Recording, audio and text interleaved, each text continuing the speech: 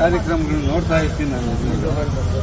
ನಾವು ನೇರವಾಗಿ ನೋಡೋಕ್ಕಾಗಿಲ್ಲ. ಸಾಹೇಬ್ರು ಹೇಳಿದ್ವಿ ಬರ್ತಾರಲ್ಲ, ಒಂದು ಗಂಟೆ ಲೇಟ್ ಆದಾಗಲೇ ಅಂತ ಜನ ಬೇಕು ನಮ್ಗೆ. ನೀನು ದನೀರದವರ ಧೈರ್ಯವೋ, ನೀಲಿ ಅಂದ್ರೆ ನೀತಿಯೋ, ಜೈ ಭೀಮ ಅಂದ್ರೆ ನಿರ್ಭೀತಿಯೋ. Doctor B R. ಅಂಬೇಡ್ಕರ್ ಅಂದ್ರೆ ಬರೀ ಹೆಸರಲ್ಲ ರೀ, ಅದೊಂದು ಕ್ರಾಂತಿ, ಅದೊಂದು ಬೆಳಕು, ಅದೊಂದು ಕಾಲು ಸುರಿದವ, ಮನೆ ಒಡೆಯೋ ಕುತಂತ್ರಿಗಳ ಕಾಲು ಮುರಿದವ, ಗುಳ್ಳಿನರಿಗಳ ಚರ್ಮ ಸುಲಿದವ.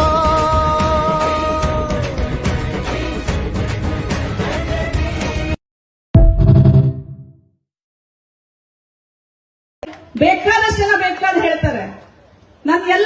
ನಾನು ಮಾತಾಡೋ ಪ್ರತಿಯೊಂದನ್ನು ವಿಡಿಯೋ ಆಗಿ ಅದು ನೀವೆಲ್ಲ ನನ್ನನ್ನ ಗುರ್ತಿಡ್ದಿದ್ದು ಇವತ್ತು ನನ್ನ ಸೋಷಿಯಲ್ ಮೀಡಿಯಾದಲ್ಲಿ ನನ್ನ ನೋಡೆ ಎಲ್ಲರೂ ಹೇಳ್ತಿದ್ರು. ಅಜ್ಜಿ ಹೇಳಿದ್ರು ನನಗೆ, ಅವ್ವ ನಿನ್ನ ನಾನು ವಿಡಿಯೋದಲ್ಲಿ ನೋಡ್ತೀನಿ, ಇವತ್ತು ನಿನ್ನ ನೋಡ್ದೆ.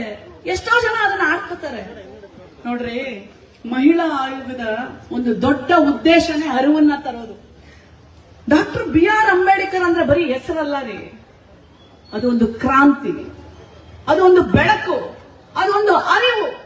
ಮಹಿಳಾ ಆಯೋಗದ ಒಂದು ದೊಡ್ಡ ಪ್ರಾಮುಖ್ಯತೆ ಕೆಲಸನೇ ಜನರಲ್ಲಿ ಅರಿವು ಮೂಡಿಸೋದು.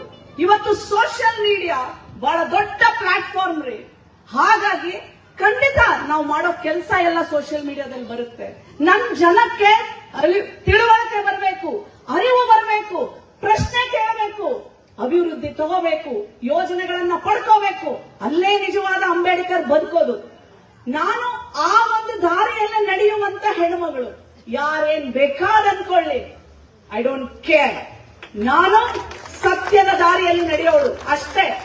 ನಾವು